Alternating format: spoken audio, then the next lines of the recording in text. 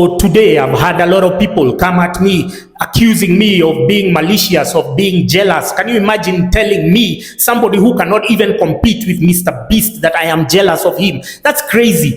Listen, we are within different circumstances. He's in a very lucrative market, be it in social media-wise, be it in cost of living, GDP, all the metrics that you may think of. He's gonna do better, and he's favored by their regime. It's not like here in Kenya where opportunities are deliberately stifled by the corrupt government, by the boomers, you understand? So I can never be jealous of such a person, because even scaling those heights would be just an amazing feat if it were even remotely possible, but it's not, because the odds are stacked against us as Africans, as black people, you understand? But it is our duty. We call out government all the time. We call out corruption in every form. I don't understand why this one should be treated specially. You understand? And it is not to mean that because you're criticizing Mr. Beast, is inversely proportional to endorsing the government and their lunacy and corruption. In the same video, I already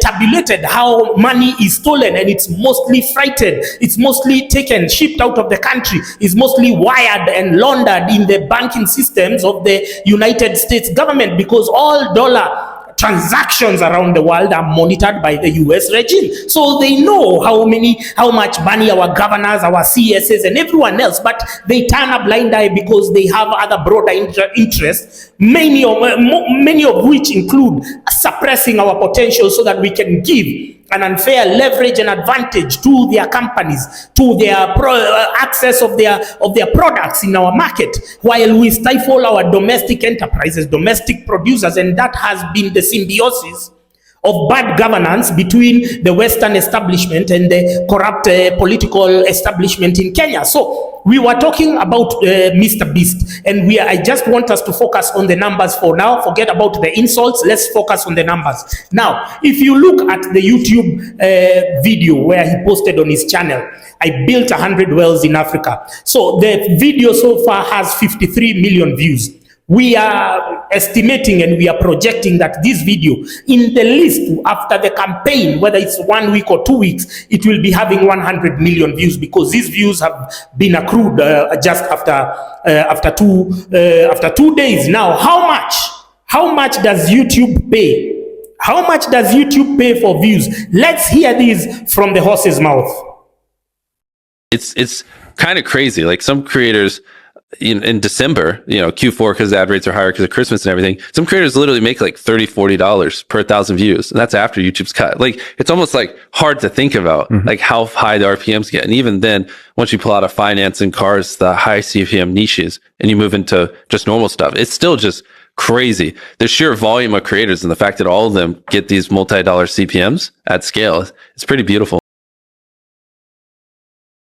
So he says that they get between $30 and $40 per 1,000 views. You understand? So what you do is the cumulative number of views. Then, first of all, you divide by 1,000. So if we are projecting at 100 million views for this particular video, you divide by 1,000 to get now the bulk with which they monetize that. You're going to get 100,000 units. Now, if they are getting $40 to $50, we are good people. We are going to do, well, let's do 50, because this video might surpass its expectation. So $100,000 by 100,000 views as regards to bulking, multiply by 40, you're going to get an equivalent cash amount of $4 million. He's going to earn in the minimum of $4 million on this particular video. And let me tell you something before you get it twisted. The amounts and the values paid to content creators in America is not what is paid to Kenyan creators. Kenyan creators are paid 70 cents per 1,000 views. So if a creator has had a total of 100,000 views, they're going to get $70. If they had 1 million views, they're going to get $700. You understand? So, but there in America, because I told you we live in a world of imbalance, and instead of our politicians, once they get a platform, once they are next to these Muzungus, instead of them championing for our rights, they are going to cut their own personal deals. This is the problem with Africans, man. We'll always remain behind. And now, Mr. Beast has come here. We've been left fighting. You could see the carnage on the social media platforms because nobody wants to believe that there could be a scam in the offing because you're so brainwashed. You're so mentally colonized. Because let me tell you, 844, religion, you understand why religion was embedded in the curriculum for this particular outcome. 844 was a resounding success because it had traces of religious extremism or religious delinquency. Yeah, so all of you now, and then now when you are young, you are breastfed, the ladies with stories of Cinderella and Snow White, you still fantasize about such imaginary happily ever after stories. The guys you are reading Hardy Boys and Nancy Drew, what some of you still listen to country music. So the brainwash this is intense. I told you Muzungus, they play a long game. Now you are here talking about one video, you are thinking these guys play a long game. So if he is making $4 million from one video, now multiply into Kenya shillings. Kenya shillings, based on the exchange rate now, because it's shooting up thanks to Kamau Thuge and Professor Jogona Ndongo, being at the behest of the World Bank and IMF, still we are getting shafted all 360 degrees. You understand? Sideways, upwards, downwards. So he will have a total of 600 million Kenya shillings from one video.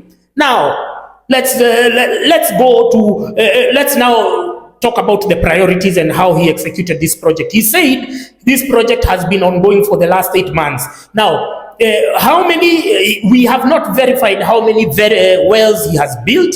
Nobody has verified the names of the schools. They were too quick to project Africa and Kenya in negative light. They showed a river trying to show us, oh, this is where they get water. And we know very well they don't get water from there. If they were in Meru, it means that that place is a highlands. People have, there's access to clean water. It's not like in Nairobi. So, assume if they were hiring a service provider. Now, what if they bought their own oil rigging drill? Now, I've gotten the most expensive one on the internet from a local dealer. Now, here you're seeing track-mounted water well, drilling rig water well at 21 million Kenya shillings. So if they bought a well, remember they have a total budget of 600 million. If they bought a well drilling rig, if they bought that one, it would have been 25 million, and that would have sunk probably boreholes in every school in Kenya and in Africa. But they didn't do that. They went to hire and whatnot. So we have to keep on questioning, because this is a lot of money. These guys have come here pretending to be philanthropists, but they're extracting.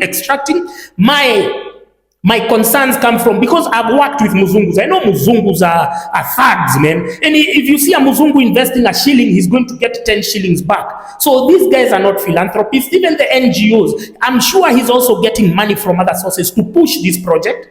All we are saying is don't insult our collective intelligence. Say you did well. A lot of people do wells. Our corporates do wells which are verifiable.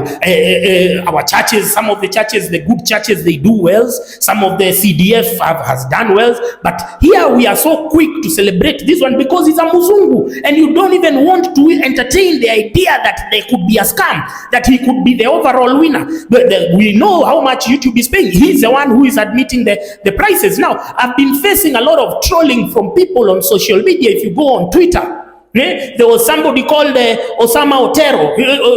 Osama Otero, he was like the chairman of Chokora Twitter, but now he's upgraded because he's in the monies. Now he's in the monies. Now he's Ronald Karauri's influencer. Ronald Karauri uses him to spew toxic and low vibration energy on Twitter. So he starts there talking about watu theory ya Americs ya watu wanono who are accurate. You see, he was just trying to gaslight people into trolling me based on and you know what they say, when the debate is lost, slander becomes the tool of losers. Well, you have already lost the argument if you are already resorting to cheap underhand tactics. And the guy who is being praised over here, Amerix, look at him. If you look at this screenshot, this guy, Ruto will make a better president, strict father, respect for children, blah, blah, blah.